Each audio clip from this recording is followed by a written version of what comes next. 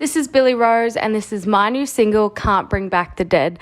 I wrote this one about a relationship that had ended for no real reason and not being able to get the closure that I was after. Hey y'all, I'm Allison Asarch from Nashville, Tennessee. Hey, I'm Sean Fraser from the Ritzy Kids. Hunters, this is Johnny from Rail Motor. Hey, it's Shane from Blind Season. Hey, it's Rob Stanier, and you can check out my music on all the streaming platforms. Check out my latest music on all the streaming sites. Check out my debut album on all streaming platforms. Check out our new debut album. Check us out on Spotify and Apple Music. And you're listening to our friends, Braggy and Curly. My favorite bands from Australia. My two favourite podcasters, Braggy and Curly. Braggy and Curly. On the Unfiltered and Undiscovered podcast. Hey there, everyone, and welcome to episode 113 of the Unfiltered and Undiscovered podcast. We've got a really exciting show for you tonight. We're three very grateful hosts because, as you can probably tell, we don't have Mick Madu and Ursula with us tonight. We have another incredibly special and guest. But first up, let's go around the room. We've got Braggy in Adelaide, we've got Rossi in Sydney, and we've got our special guest, Billie Rose, all the way from Charters Towers. How are we all? Fantastic, mate. Very good. I'm a little bit under the weather, Curly, but I'm struggling on. Yeah, so what you sound like Barry White. Yeah. Got enough of your love, baby. Sound like me after a night out. Yeah, well, I think actually, Billy, to be honest, I think I've had my two goddaughters visiting me, and they just freaking party like animals. And I tried to keep up, and I think that's what's actually done it. Lots of cake and fairy bread. Yeah, lots of cake and fairy bread. Yeah, good. We're not as young as what we used to be, Braggy. So. Yeah. That's it. Yeah. I actually feel like I've been to Charters Towers to the Ashes for the weekend. That's what I feel. So we've got Rossi, no doubt there. You have got some pocket watch news. Yeah, I have. The EP is released on Friday this week. Goes on all the digital streaming platforms. It's in the shops even. So there's physical CDs in shops. Red Eye Records are doing pre-sales. Utopia Records in Sydney. They put out their first video last night, and inside 24 hours it's had 500 views, and they just left here about 35 seconds ago before we started rolling because they finished rehearsing. I had to throw them out of the room. That's why there's gear everywhere. And once the launch is done and dusted, we'll have to get them back on the show, Rossi, and have a chat to the guys. They've got media training now. They've been getting media training. Oh no! They're going to be pros. They'll be pros. It might mean they shun us. No, we can't have that. They did radio last weekend, actually. They did 2 hours on Sydney radio, which was hilarious. Wow. I stayed home. I bet it was. We're the ones who actually need media training. I know I do. Very professional and very branded video clip, I might say. Very cool, very pocket watch. So the only thing I've got to say, Rossi, is for a band that's got some magical little 2-minute this song is twice as long as all their other songs. 4 minutes 41. My God. That song's a long story, though, funnily enough. You'll have to ask Angus about it because you won't. We'll get them on. We will. So the only other news that I've got, Braggy, is our good friend in Nashville, Allison Asarch, reached out today. Her and her fiance are now discussing where they're going for their honeymoon. It better be Australia. Australia is on the list, and she just asked me whereabouts in Queensland I was, and of course where you were. So I put forward a compelling case of wineries in Adelaide and beaches and outback in Queensland. Perfect. So she'll obviously go to Sydney. Absolutely. Let's get underway with our very special guest. We've got Billie Rose, who's a 22-year-old singer-songwriter from Charters Towers, and she's released a brand new single, and Can't Bring Back the Dead, and I'm really excited to talk about that. But as usual, I'll pass to Braggy for his question. Okay. Now, Billy, growing up, I guess, you were born in Charters Towers. We've established this fact.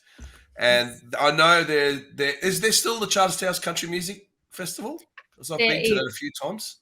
Yep. It's nowhere near as big, unfortunately, as it was years ago, but they still rein in a pretty big crowd now. But yeah, still going in May. So I'm sure you would have been surrounded by country music from a young age. So how did you actually how did it all start? When did you go, you know what, I want to fucking play guitar and sing or sing country? So it was when I was 8 years old. I entered a competition at school, and I actually mimed "See You Again" by Miley Cyrus. So I mimed it when I was quite young, and I loved the feeling of performing. And I thought, you know what, maybe I'll give singing an actual go and not mime next time. Yeah. So my friend, my sister's friend, her mum is actually a singer and a vocal coach, and I ended up getting lessons from her once a week, which turned into trying out the festivals circuit, and got, a bit addicted to doing all the festivals and winning a bit of cash on the weekend, and ended up doing that, like, I guess in the season, it's kind of like every weekend for a bit there. And then that grew to going to New South Wales. And then when I was 17 in year 12, I finished school, and a couple of weeks after I graduated, I headed to Sydney and recorded my debut EP with Matt Fell at Love Hurt Studio, did my first film clip, and sort of got a real taste of what it would be like to do this thing properly, I guess. I also started doing gigs when I was 14, just at the local pubs here. Yeah. Down the White Horse? No, they don't really like the acoustic there. They want more of the... They want the rock there? Yeah, so, started doing local gigs around there, and, it sort of just, like, progressed. The more I did it, the more I fell in love, and, yeah. Do you still like to perform? Oh, definitely. I do. The only thing is I don't get enough chances to do it with a band, unfortunately. A lot of the time it's me singing behind the keno with people eating and talking. No, the gigs. I know those ones. Look, Yeah, it toughens you up. Toughens you up. It does. And, I'm so grateful. But when I do get the opportunity to play with a full band, which I did at the Charters Towers Country Music back in May, it was like the spark and the light bulb went off again with, this is what I want to do. Like, this shit is what is good, in comparison to, playing at the pub. Yeah. Those gigs are good, though. You just treat those as like paid rehearsals, I feel. Oh, you just go there, and if no one's listening, it doesn't matter. There's a microphone and an acoustic guitar and nowhere to hide. That's right. And I can't even believe sometimes you get paid for it, because I'm like, shit, this is good. I like doing it. And paid. It's not really hard work. Yeah, exactly. It's a long way to the top if you want to play country. It's the same as rock and roll. You got to do all those little gigs. So you're talking about you've got a new single, and I believe it came to you at a graveyard. Yes, it did. Now I've got an affinity for graveyards, funnily enough. The more I've spoken about this song, the more I'm finding a lot of people are fascinated with them. Yeah. They're admitting that they go there. So well, every stone's got a story, hasn't it? Really, it has. Even if it doesn't say it, you can imagine it. Yeah, that's right. So that's exactly what I went to. I took my nephew, and they had Charles Towers is, full of history, and like we were talking about off air, the gold mining industry and all of that. And they did a night during the 10 days in the Towers for all the tourists, where they had like people from like a drama club dress up, and we visited a few different gravestones, and they spoke as if they were that person about their life and how they died. And it was at night time, so got all the spooky feel. Oh, that's awesome. It was really interesting. And what I found most interesting was on the tombstones, not all of them, but some of them, they actually had the cause of death. So like if it was died in a fire, or they would speak about the cause of death. And I thought, wow, it's a pretty cool metaphor to use. I typed in my phone and then revisited the idea a couple months later. Yeah, because your sort of country. Are we going to play some songs later, Curly? I guess are we? We're going to play. Yeah, this I've got the new song teed up. Going back to the place where love goes to die. Passing graves where the love's gone with no reason why. If there was writing on our tombstone, cause of death would still be unknown. I've buried her 6 feet under, thinking that I'd forget. Is it really like I remember, or did I change how it was in my head? Oh, you can't bring back the dead.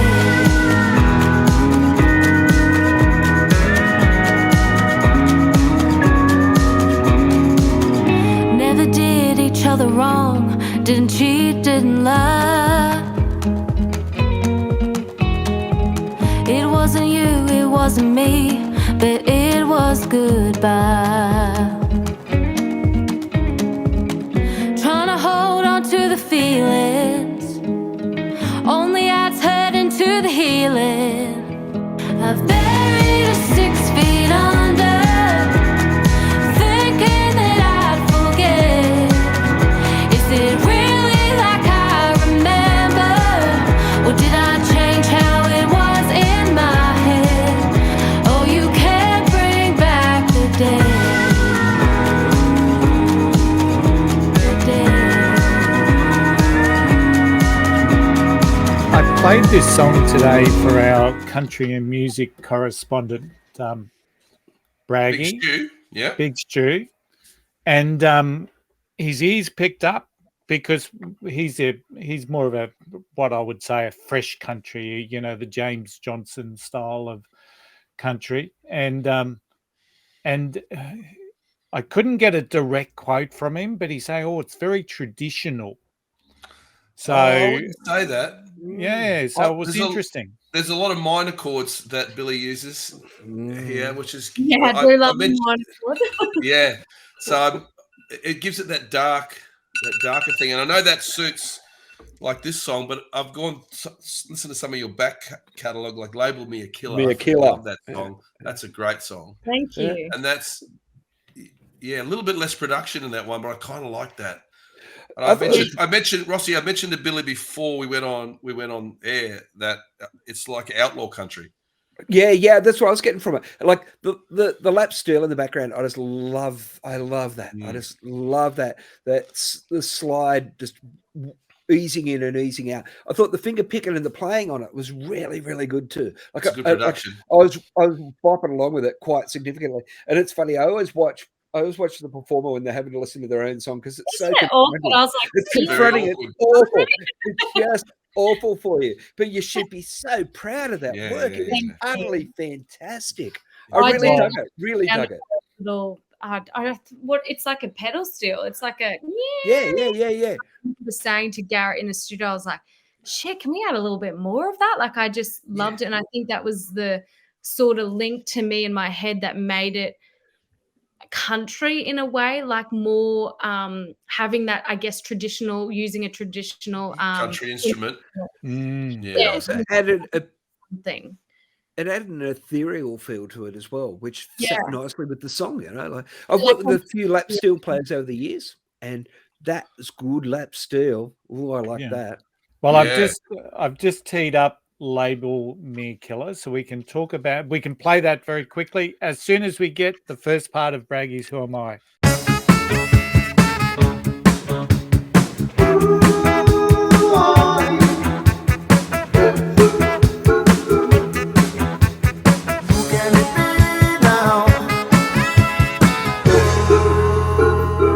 Now I did this "Who Am I" for Mick and Ursula. I thought it's pretty tricky. I think Rossi might get it. Rossi definitely will get it. And I thought Mick might have, but we'll see. You never know. You never know. I was born in Boston, Massachusetts on May 4th, 1937. Yeah, so Billy, I don't think you'll get it. Yeah, look, You don't know. You don't know. I guarantee you, Billy will have heard one of the songs. Yeah, Okay. I guarantee it. Okay. I was of Lebanese descent from my father and of Polish Belarusian descent from my mother. My family subsequently moved to Quincy, Massachusetts, which at the time had a significant Lebanese population in the neighborhood of Quincy Point. I learned the piano when I was 9 after listening to my aunt playing it. I was given a trumpet in 7th grade and later acquired a ukulele after having become influenced by Hank Williams. The first song I played on the ukulele was Tennessee Waltz. I was also influenced musically by my uncle who taught me how to play the tarabak, which is an Egyptian drum, and the oud. How many strings on an oud, Rossi? 8 or 9 or something. Probably too many. Soon I bought a guitar from a friend for $8, paying him back in installments. I learnt to play the instrument using both lead and rhythm styles so that the guitar filled the place of the drums. After completing the 11th grade at Quincy High School in 1954, my father, a machinist, took a job working for the Hughes Aircraft Company in Southern California aerospace industry.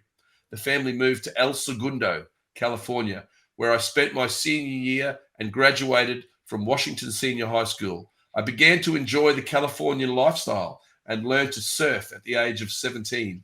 Although as a Lebanese American, I retained a strong interest in Arabic music. Don't know. Good. Like this one. Well Good done. start. Good Okay. start. I've got no idea. So let's. I'm going to put on Label Me Killer. Trails on your mind, leaving me behind. You had heaps of time, could have pressed rewind. Ooh, relationship crime. I was made a fool, playing by the rules, finding out the truth. Why were you so cruel? Oh, hand me a pistol. My smile is a trigger. You can't outrun my gun. Spitting out the bullet. Time to have my fun. I'm a wheel of destruction, about to come undone. Cold-hearted and bitter, label me a killer. Deceitful was your way, you love to go and stray. Some things never change, you took the wrong lane. Ooh, passionate flames. My smile is a trigger, you can't outrun my gun. Spitting out the bullet, time to have my fun. I'm a wheel of destruction, about to come undone. And so, Your voice is amazing. yeah, It really is. It's very nice. I like it. Yeah. that song just, I was doing like you do, Curly, and that song, as soon as it started, I was in. I was like, Kick drum got me. I like the kick drum. When that came in, it's like, yeah, that's what we... When I was listening back after here, like when I first recorded and got my first sort of draft of it that afternoon, I sort of was listening to it. And in the studio, you hear the kick drum and stuff. But once I put my headphones in, it came in. I was like, that's what I look for when I'm listening to a song. Is that I'm like, yeah, that's cool. So I loved the kick drum there. It's on. It's got a sense of urgency about it a little bit there too. The whole thing's a little bit on. Yeah, I like that. What's happening? What's going on here? Yeah, it's good. Very good. So Billy, this last lot of this, Can't Bring Me Back from the Dead. You said you got an EP. So there's another 3 songs from this. No, so the song you just played, Label Me Killer and Can't Bring Back from the Dead, are just 2 singles. Right. So I have, I should say, a EP back from 2019 with 4 other songs, separate songs. Yeah, the ones before that are on Spotify. Like Black Dress. Yeah. No, Black Dress is also just a single. I released last year along with Label Me a Killer, but Wrong Kind of Right Company with Regret and Kick It to the Curb, Superwoman are from a separate, like a whole different EP. Cool. Yeah. And produced by it's the guy who did Busby Maru and Yeah, so Garrett Cato. Tones and I as well. Yeah, so Garrett Cato produced Label Me a Killer, Black Dress, and Can't Bring Back the Dead. And he's also done, I've got, I think, 2 more songs that are recorded, ready to go to be released at some stage that he's also, I've worked with him on those as well. Okay. They sound great. So like that new business model where you get songs and you kind of drip feed them. That's what you have to do because of the streaming world. If you put out 6 songs at once, everyone just goes, "Oh yeah, so what? Next." Yeah, you got to kind of cash in. It's a whole different business model now, isn't it? A whole approach. Yeah. And I think too, like I've thought a lot about this, and one of the questions I've been getting asked a lot since doing interviews is talking about an album, and I was kind of like, well, I mean, unless I really love an artist, I'm not going to sit and listen to their album. Like I'll listen to the singles that are sort of forced to me, and you know, social media and stuff. So I thought I'd rather just you know, work on my craft and my songwriting until I have a big enough selection of songs to really handpick and put my best foot forward for my first album, because I've not put out an album, and even just another EP. I think I really want to be prepared and put my best foot forward on what I want to put out, and more following too, so that people are actually going to sit and appreciate all these songs, because not all of them are going to get the same, you know, MO behind them, and it's not going to be shoved down your throat like singers. So it's a tricky one, Rossi, isn't it? I mean, I still like an album. To me, is its own little body of work as itself, and all the songs have to work together, and a connected group of songs. Has to be a start, a middle, and a finish, just like a song. No, definitely. And you put so much work in. Yeah, that's right. And I just don't want to be like, here's an album, and only it feels like there's such a small selection of people they might hear like 10 seconds of each song or something. And it's like, I don't know, when a favorite artist of mine comes out, well, people's attention span is so small. So it's like when an artist that I really love, you know, I actually sit down and bring up the lyrics and listen to each song. And then sometimes I'll even go like really deep into it and try and Google, you know, what got them to write it, what was, you know, the song about and stuff. And that's something I really enjoy doing. So I would hope that when the time comes that I do put out an album, there's some people to, you know, give it to in a way. Man, I can hear an album of graveyard songs. I mean, there's so many stories there. The song that I want to release is called Slaying Ghosts, and I thought, shit, I think I'm on a theme here. I don't think but those 2 songs are really strong. Like those 2 just straight off the top, they're really strong songs. But you're right but then again, 3 EPs is an album. You just repackage it and then reset when you market it again, right? That's right. But also back in our day, I guess an album had those 2 sides. So if you think about an album being potentially 2 EPs, might be, I don't know if that's current or trendy or what have you, but when you craft, for sure, I have looked into that, and you know, I've definitely written songs that I love and I think are good, but I probably wouldn't put them as a single, but I still think they're worth being heard. So those songs are the ones I would, you know, slide onto an EP. So definitely do that in the near future.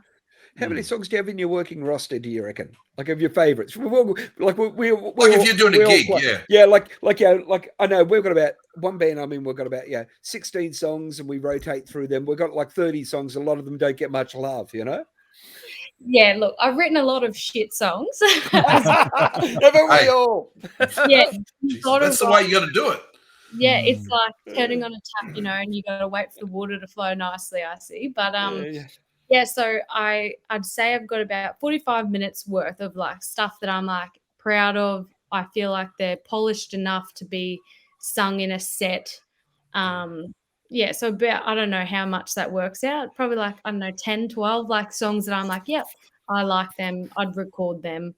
The rest are pretty like, I don't know how to play the chord on it or But 45 minutes of girl and a guitar is hard work, man. Yeah. Oh, that's hard work. I think that's what makes a song good though. If it can stand on its own with just you and a guitar, then that's where you've, struck gold. Especially a there. country song.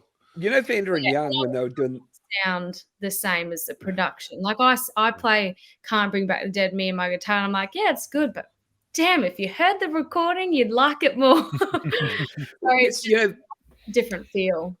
Vander and Young with the AC/DC recordings, they'd go and take the riffs and play them on the piano. If they stood up on the piano, they made it into AC/DC songs. There you go. There you go. Yeah. So Billy, I just want to talk about your writing process because obviously this Can't Bring Back the Dead came from your visit to the graveyard. How quickly does that song come to you? You get your idea, like your lyrics and the rest of the music. Do you go back home? Walk us through that. Yeah, so it's a blessing and a curse, I think, because a lot of the time, majority of the time, I want to write about my own personal experiences. And when my life's quite content, nothing's really going on, I'm like, well, I need something to write about. So something happened. And my mum's saying to me, like, why don't you draw inspiration from characters on a TV show or something? I'm like, yeah, that's a good idea, but I just don't feel enough for it. I dwell a lot on past relationships and really nitpick from all different angles. And I'm like, these poor bastards, are still getting spoken about, and it happened years ago. It's just because I've got nothing. Who'd go out with Taylor Swift? I understand it. A lot of the great songs and music came from people who are in, Well, that's what I listen to. Like, I don't want to hear, it's fun to listen to happy songs. I definitely enjoy them and songs about life and whatnot. But the things that really get me is the ones about, misfortune, which is terrible, but I think we all enjoy it. So I actually wrote the song about a relationship that ended quite nicely. Like, we're friendly, like I'll say hello, and there was no reason behind the breakup.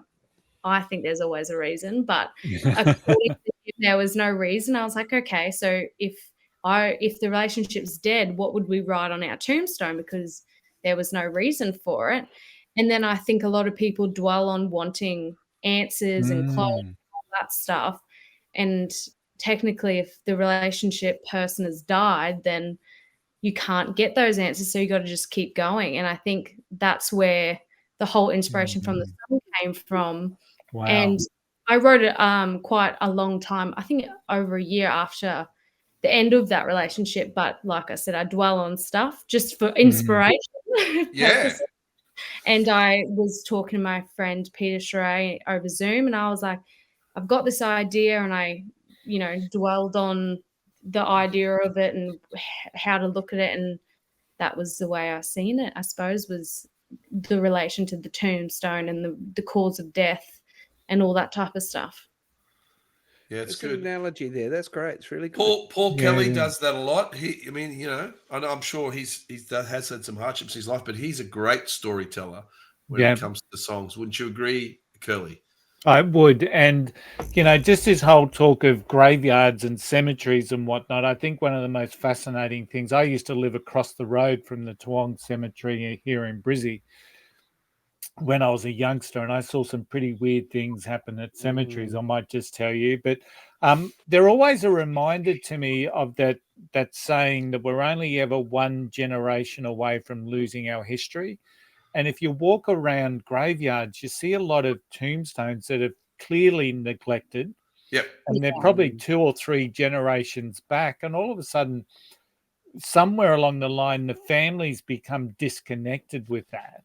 And then so there's a whole historical concept, and that's our alarm again for Braggy. Yeah. But there's a whole historical concept around losing our history and our link to history that is possibly a really good song for you, Billy. So My mind then was like, shit, he is onto something there. It's true. That's the beautiful thing about music, because that goes on. It does. It does, and life goes on, but that gravestone is there. Yeah. You got to work on it. and all that stuff. Yeah, so I really do enjoy metaphors, and I love when I'm listening to music or reading lyrics and I'm like, wow, that's cool. Or it's so metaphoric that you actually have to sort of do some digging to see what did they mean by that. Like, am I reading into it, or was that saying, I don't know. I really enjoy that about music, and so if I can create something like that, I've done what I want. And people will make their own story, interpret it their own way as well. And they'll fall in love with that song. And when you're famous, they'll go to you, oh, I love that song. It's so much about me. How did you? And you'll go, no, it's nothing to do with you. It's that literal thing. Yeah, like songwriters, mask what they're talking about. And if you ask a songwriter directly and say, what's that about? And I know I do it all the time because I'm a bastard. And they go, they just hedge. They hedge. Although for some of them, I know exactly what they're doing. So a lot of my mates, I know who they've written about or what it's all about. But for the general public, it's always good not to give it away. It's always good for people to draw their own conclusion. Yeah, exactly. Let it be their song. Yeah, I agree. And when I listen to a song and I love it, and I think, oh, they must be so, hurt over that situation or whatever. Look how they've written it. Then I Google and find out they didn't even write it. I'm like, don't you hate that? Don't you hate that impassioned performance of a song by someone, and you go, they're not your words, mate. Yes. So, I know. So that's why I want to know. Or if I watch an interview and they're like, oh, I wrote it with like 8 other people, and I'm like, well, that's America for you. Yeah, sort of takes away the experience being personal. I saw an interview with Dave Grohl about the song "Learning to Fly" and how some girl came up to him and said, "I just love how you've written that song about spreading your wings and you're coming into the part of your life where." And he goes, "No, that's actually about like trying to get your pilot's license." All right, bragging part 2. Okay, when we left our Who Am I, they just moved to Southern California and learned to surf.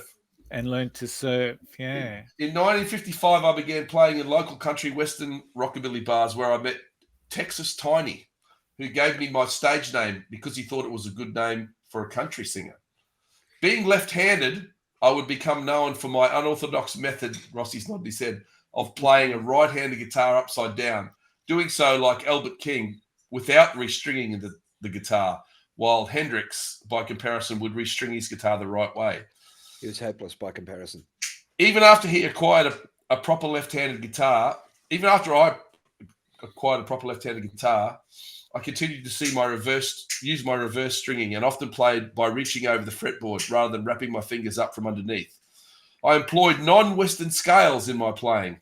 I partnered with Leo Fender to test new equipment, later saying, when it can withstand the barrage of punishment from me, then it is fit for human consumption. My combination of loud amplifiers and heavy gauge strings led me to be called the father of heavy metal. My performances at the Rendezvous Ballroom in Balboa in mid-late 1961 are credited with the creation of the surf music phenomenon. I obtained permission to use the 3,000-person capacity ballroom for surf dances after overcrowding the local ice cream parlor where I usually performed. The events at the ballrooms, called stomps, quickly became legendary, and the events routinely sold out. I know Rossi's got it already. Yeah, I love that. I'm still totally in the dark, so... Okay. Yeah. Billy, any idea? I can't play along, no. I mean, there was some good hints. I feel like if I was to know, I would know by now. Yeah. I love the idea of stomps. They used to have them. They used to have them in Sydney. I'm sure they had them in Brisbane and Melbourne as well. And Charters Towers. Yeah, and Charters Towers. But the stomps were a big thing in the 60s. So the whole surf sound kind of exploded. And if you think about this guy, who we won't say yet, how he played some of those Lebanese instruments, which are like a bouzouki, which involved the really quick picking, and then you listen to surf music. Okay. It makes so much sense. It makes so much sense. I didn't realize that connection. That's great. Yeah, I learned from you every week. I learn from you. All right. Well, I want to ask a question, guys. So, go. Billy, when I look at your resume, you're only young.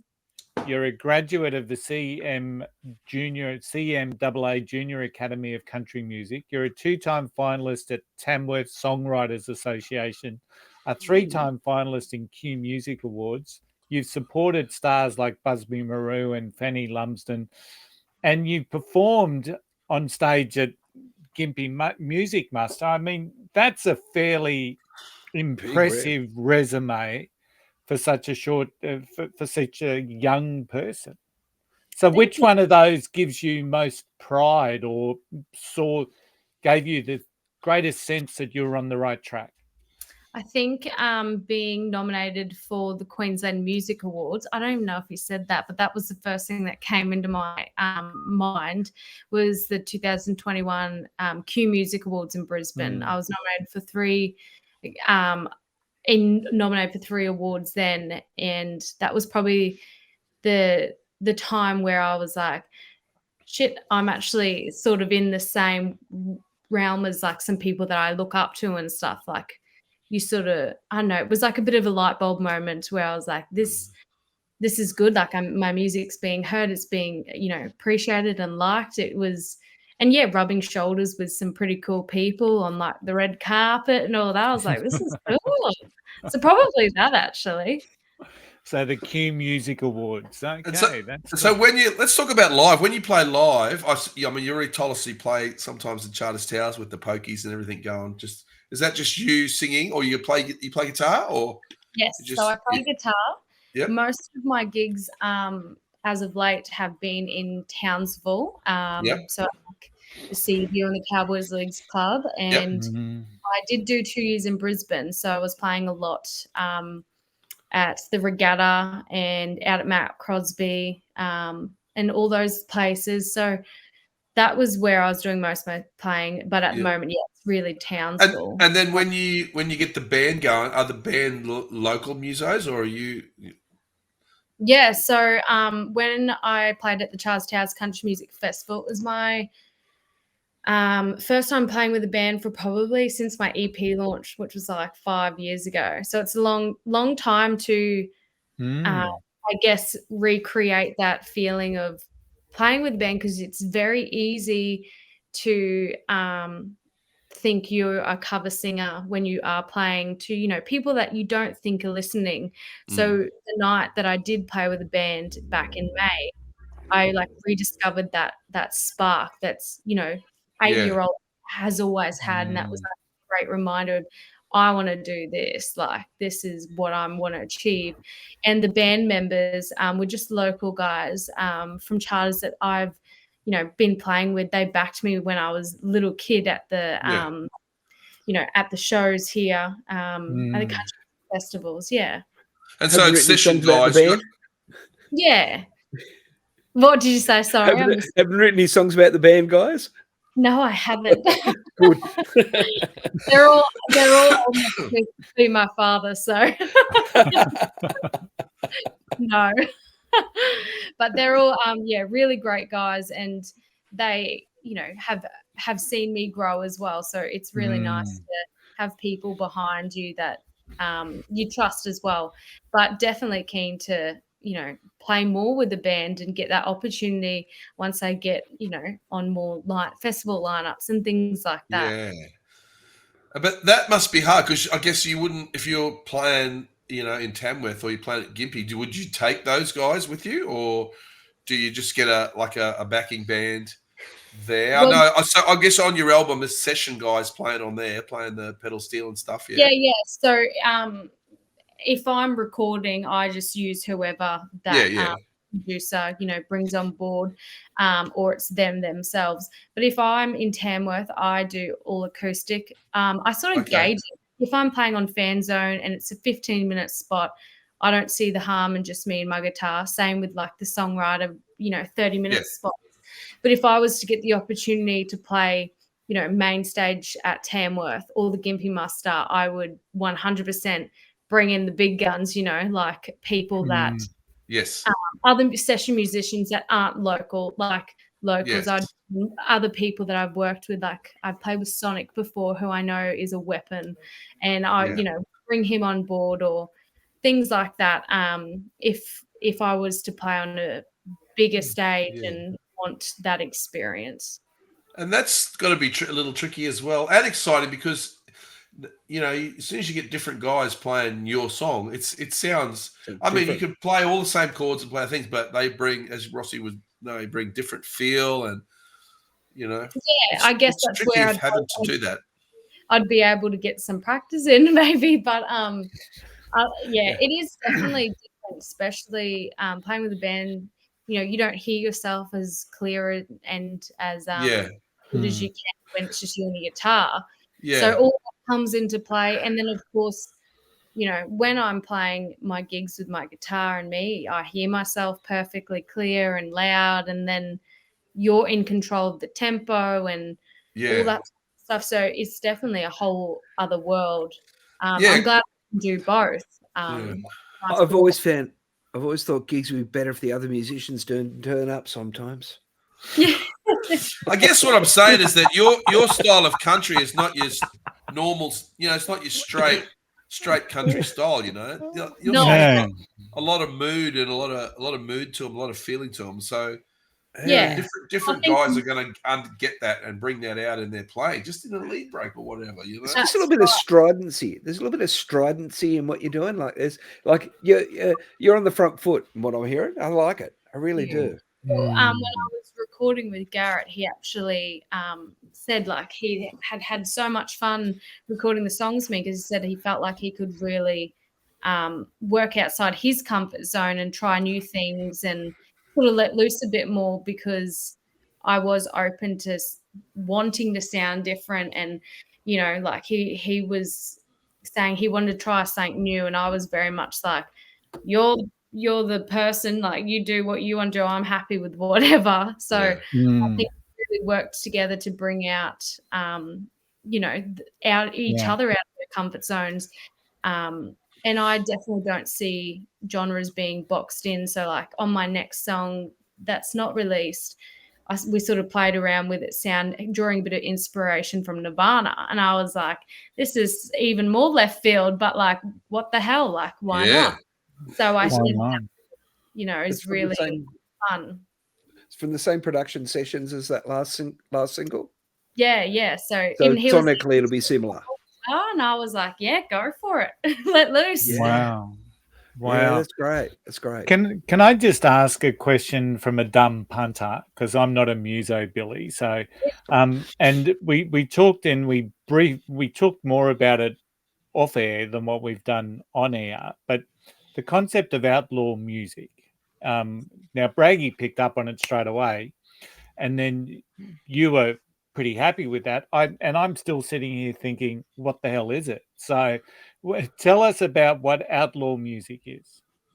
Look, I don't even know if I'm the right person to ask, but probably my dad is. He definitely enjoys it. But I guess, and this probably isn't even answering your question, but like I said off air, one of the times that I really connect with my dad is when he's sitting around having a few drinks.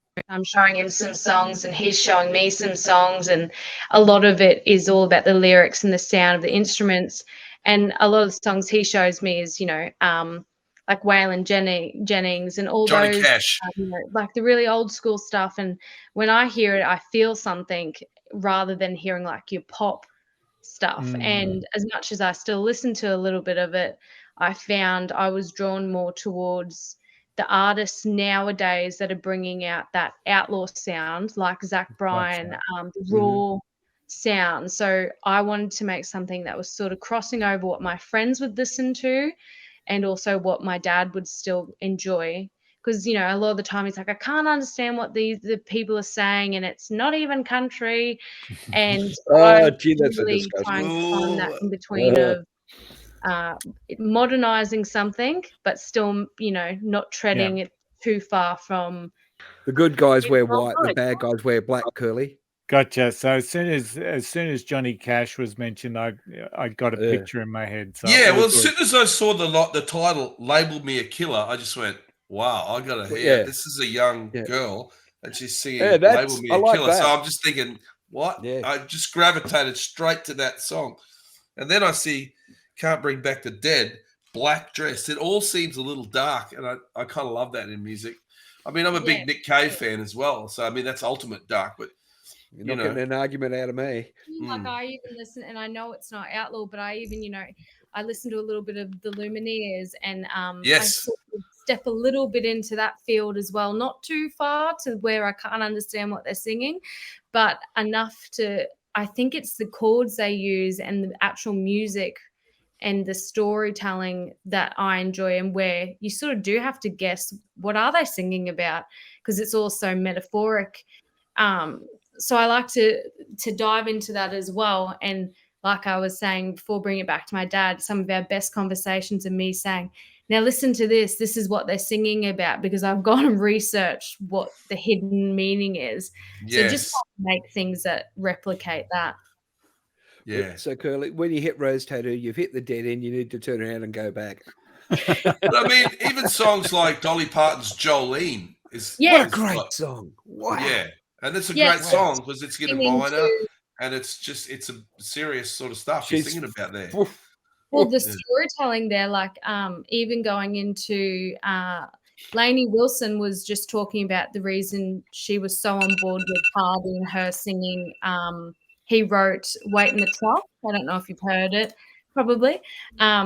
It's all about, him killing this guy that's, been beating this woman up. And she said it reminded her a lot of, the Chicks singing Goodbye Earl, and like taking it right back to country music where we're talking about killing people here. So I the Chicks bring that into it, like back storytelling where you can quite literally sing about killing someone and it's a part of a story.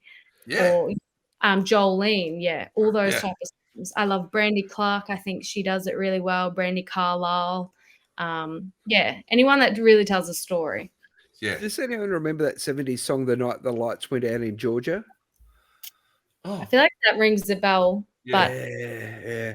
But give us a couple of bars, Rossi. It's a murder. No, it's a murder song. Nelly. Braggy, who am I? The final part. My success enabled me to release some original songs on my own Deltone label. Let's Go Trippin' was one of the first surf rock songs, and this was followed by Jungle Fever and Surf Beat. My first full-length album, Surfer's Choice, in 1962.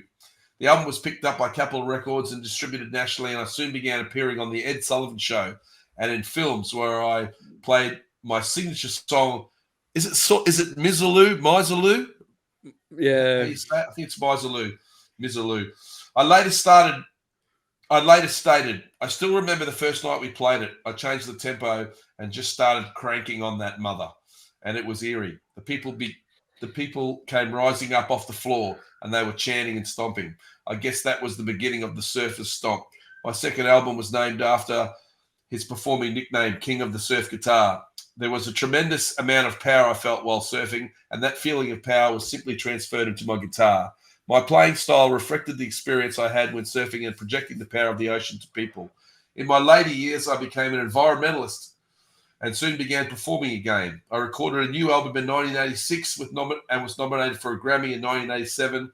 I appeared in the movie Back to the Beach, playing surf music and performing Pipeline with Stevie Ray Vaughan. And finally, the use of Misaloo in the 1994 Quentin Tarantino film Pulp Fiction. Do you know the song now? Yeah,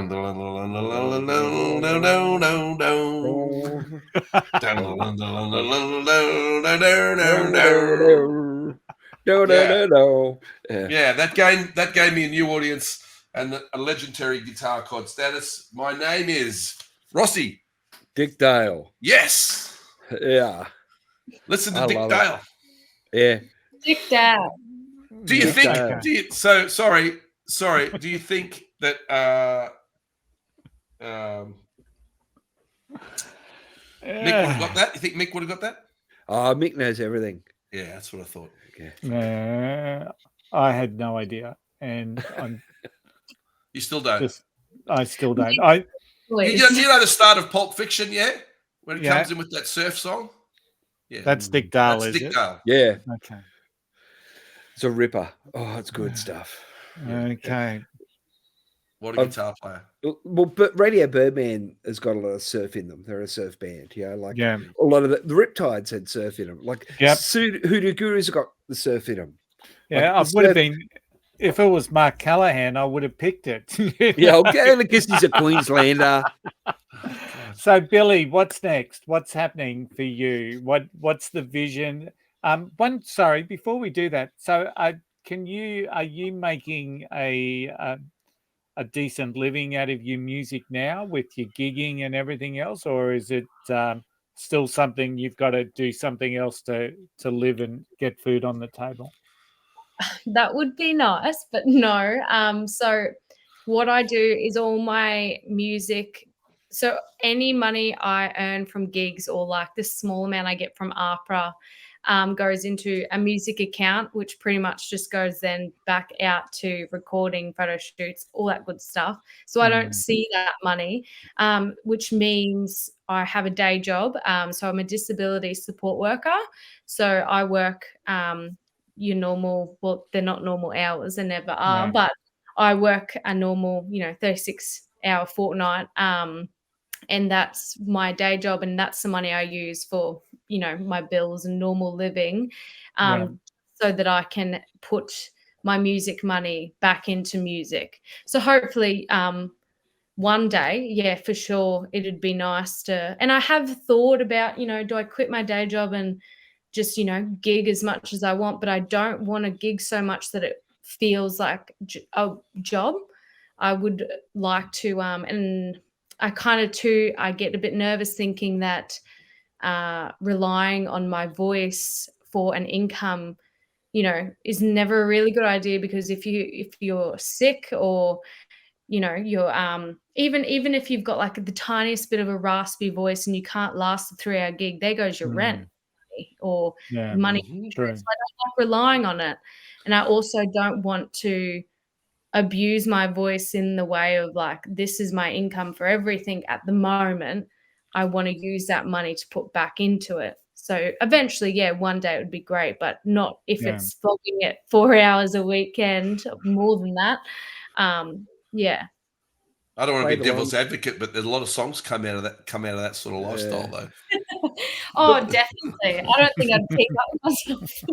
Play the long game. I think you're making the right choice, game. Billy. I think you're making play the the right long choice. game. Especially during, I hate to bring it up, especially during all that, pandemic time. Yeah, exactly. I was very grateful that I was an essential worker, because when my what happened in the music industry was horrendous, wasn't it? Exactly. So I was really fortunate to continue going to work, because I was in an essential job, and I wasn't getting income from my music, but I was okay in that sense of income. So I think it was nice to have that support still. And I like, breaking it up and still it being something that, like, having that desire to play. And I still enjoy it every time I do a gig, because I do it once. I do a gig, I'd say once every weekend, sometimes twice, and it's still not a crazy, like, this is like my job. It's not a grind.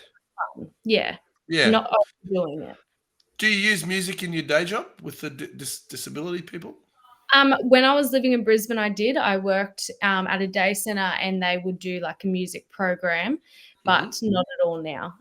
No, back in Charters, no. I'm also just doing independent living, like the 24-hour care, everything that you don't see, I suppose. That's what I'm doing more so now. Yeah. I've got a couple of mates who work in the same thing. It's a tough job. Yeah. It is a tough job. It would be. So your vision for what's next? I mean, you've got another song coming out soon, and after that? My next thing is to definitely release another song in the next couple months. So I need to get the ball rolling for that. I am heading on Sunday, I'm heading to Mackay for the Passport to Airlie Beach in Mackay. So part of that, which would be very cool. Then the following weekend off to Winton Julie Creek for some gigs. And then the Ekka the weekend after to play Marston with the Right Like a Girl. So that'll be really fun. I've not been to the Ekka. So just a couple of things like that coming up. What's it, Winton? Is it the Winton Outback Festival? No, so that does happen, the Way Out West, but this is just like a gig at their local pub, heading out that way. But yes, I love Winton. The Winton Way Out West Fest, so I need to do that. Yeah. Rossi, if you go to Queensland, Rossi, you got to go to those parts of Queensland, the Western Queensland. Please, you'll miss it. So. I've been as far north as Townsville. Yes, you can get further. It does go a little. I can't. It's almost halfway. I'm talking west, just mate. as long. Ewenden, Julia Creek, Concurry, Winton, Augustella. I don't think they'd like the sort of things that I do. No. Cunnamulla. You're 100% correct there. I think Pocket Watch, the Psychotic Turnbuckles, and those style of bands are probably not going to get such a great reception out in Cloncurry. I don't want to get lynched. But you never know. Hey, we're coming up on the hour, so Billy, I'm going to start winding up. Once again, truly grateful for you coming on. Thank you. I'm grateful you guys, had me on. It's been a great time. You've got an amazing voice. You've got a couple of really great, more than a couple. You've got some great songs out there on Spotify.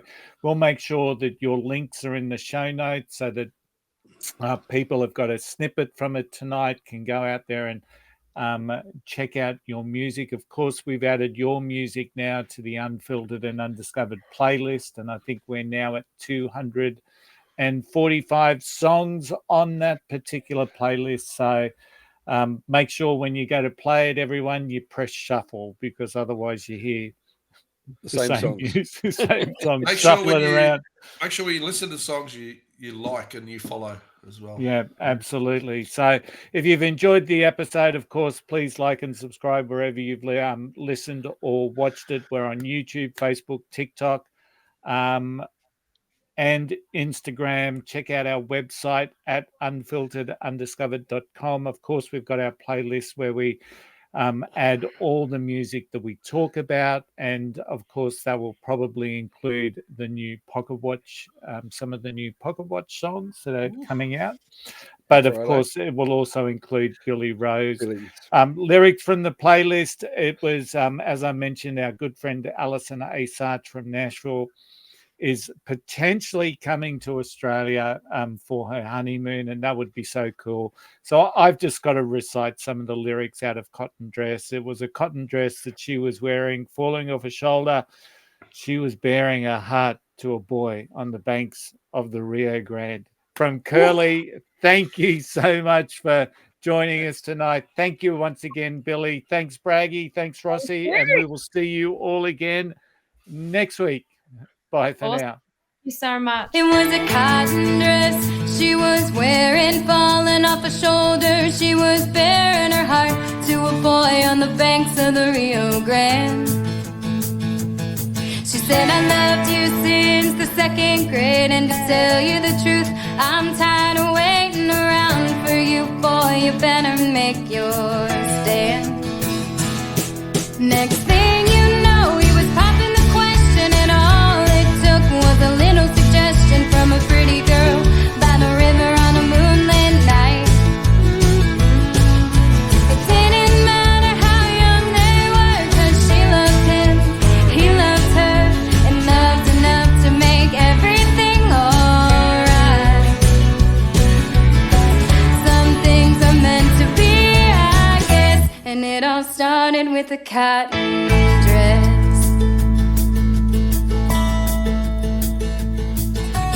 They got married at the Church of Christ, standing on the corner of 12th and Rice, was falling all around them as they took off in the car.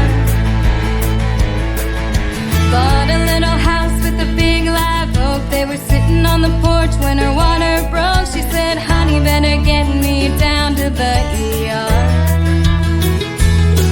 Next thing you know, they were holding a girl with her mama's eyes and her daddy's curls, singing lullabies in the middle of a moonlit night. It didn't matter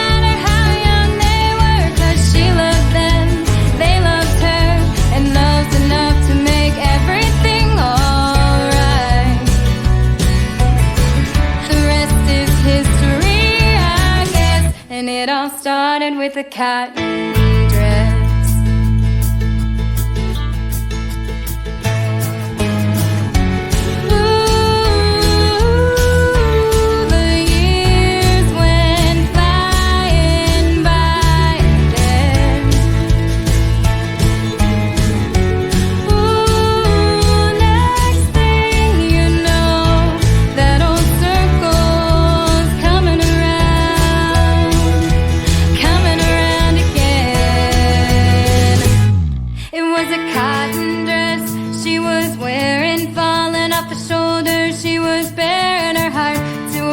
On the banks of the Rio Grande. She said my parents sat in this same place, and I bet you got the same look on your face my daddy did when he asked for mama's hair. But let me make a little suggestion before you think about popping the question. Be sure about what you're feeling here tonight.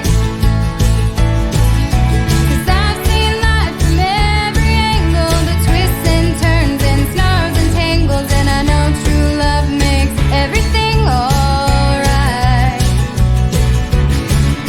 so I won't settle for nothing less. And if you feel the same, I guess you can have the girl in the cotton